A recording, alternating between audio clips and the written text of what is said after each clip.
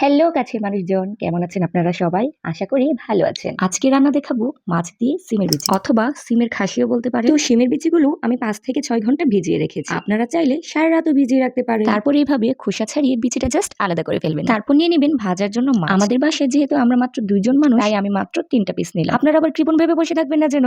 তো যাই হোক, তারপর আমরা মাছগুলোকে হলুদ আর লবণ দিয়ে সুন্দর করে মেখে ভেজে নিব। মাছ ভাজা হয়ে গেলে উঠিয়ে নতুন একটা পাতিলে পেঁয়াজ ভেজে নিব। পেঁয়াজটা ভাজা ভাজা হয়ে গেলে দিয়ে দিব আদা রসুনের পেস্ট, আর তার সাথে দিয়ে দিব লবণ, মরিচ, হলুদ আর জিরার গুঁড়া। সবগুলো উপকরণ দেওয়ার পর মশলাগুলো 10 সেকেন্ডের মতো ভেজে নেবেন। তারপর একটু পানি দিয়ে মোটামুটি একটু ভালো সময় কষিয়ে নেবে। আমি আরো একটু পানি দিয়ে মশলাটাকে আরেকটু ভালো করে কষিয়ে নিচ্ছি। মনে রাখবেন, মশলা যত বেশি কষবে তরকারি ঠিক তত বেশি মজা হবে। তো যাই হোক, এই যে দেখুন, আমি কিন্তু কষানো ঝোলটার উপরে সিমের বিচি দিয়ে দিয়েছি। এখন আমি অনেকক্ষণ সময় নিয়ে এটাকে জাল করব, আর মাঝে মাঝে ঢাকনা তুলে তুলে একটু নাড়া দিয়ে দিব। সিমের বিচিগুলো ভালো করে কষিয়ে নিয়ে তারপর আবার আমি পানি দিয়ে দিব। এখন চুলার হিটটা একটু হাই করে ঢাকনা দিয়ে ঢেকে অনেকক্ষণ সিদ্ধ করে নিব। বেশ অনেকক্ষণ জাল দেওয়ার পর তরকারিটা হালকা একটু ঘন হওয়ার সাথে সাথেই আমি মাছগুলো দিয়ে দিব। দিয়ে আবারও ঢাকনা দিয়ে ঢেকে দিব অনেকক্ষণের জন্য। মাঝে মধ্যে নেড়ে চেড়ে দিয়ে ঝোলটা একদম মাখা মাখা হয়ে গেলেই নামিয়ে নিব। তারপর দেখুন কি সুন্দর একটা রেজাল্ট এসেছে। যারা নতুন রয়েছেন তারা অবশ্যই ট্রাই করবেন, আর ভিডিওটা ভালো লাগলে অবশ্যই আমাকে সাবস্ক্রাইব আর লাইক কমেন্ট করে পাশে থাকবেন। ধন্যবাদ। আল্লাহ হাফেজ।